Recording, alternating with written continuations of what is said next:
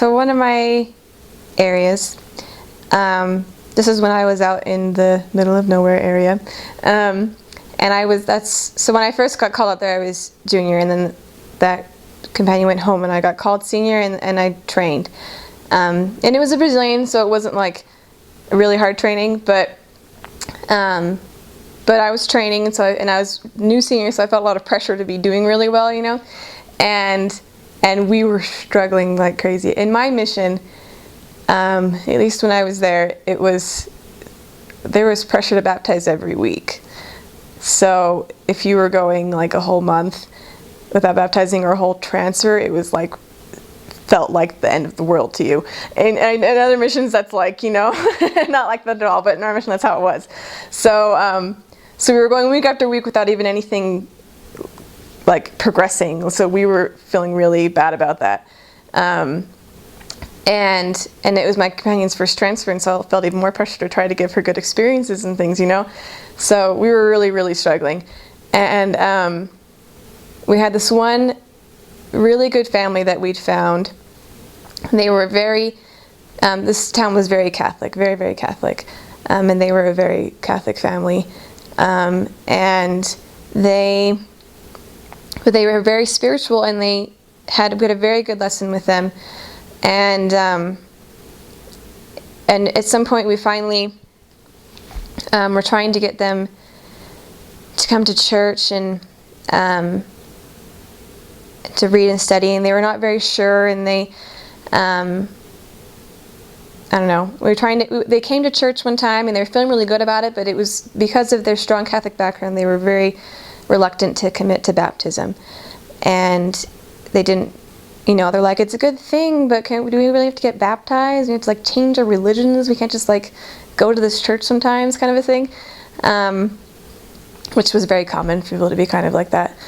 And so we decided we were going to fast about it, me and my companion, because this was a really good family. They were very spiritual. They were going to church and reading and having really good experiences. And so we were going to fast about it, and we were going to do this really seriously.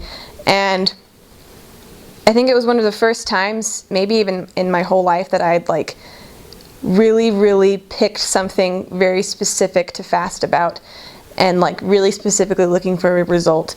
And I wanted it really badly. And so both of us fasted about this, and I actually think we asked them to fast about it too, and to fast about getting baptized. And so then we went over to that house afterwards, after they'd been supposed to have been fasting and we'd been fasting, and we were really nervous about how this would have worked out, because they'd been really reluctant about getting baptized before, even though they really felt good about the church. And we sit down, and it was a mom and a daughter that were the best investigators in this family. And so they came. So this daughter was there, and she was kind of like not saying anything. And we're like, "So, how's it going?" She's like, "Good." And she was like, wasn't saying anything. And we're like, "Did it work? Does something happen?" And then finally her mom comes out, and her mom's like, "Oh, did you tell them?" She's like, "No." And then we're like, "What? Tell us what?" And then her mom just kind of came out with that she'd had this dream, that in this dream this man had come up to her, and he was wearing a white shirt and tie, and he told her, "This is the right church. This is the path that you need to take. You need to do this."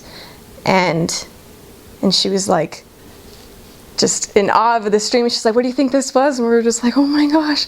And so it was just this amazing experience of that we saw how effective that fasting was, that had made this difference, because they had not had that revelation experience until that point.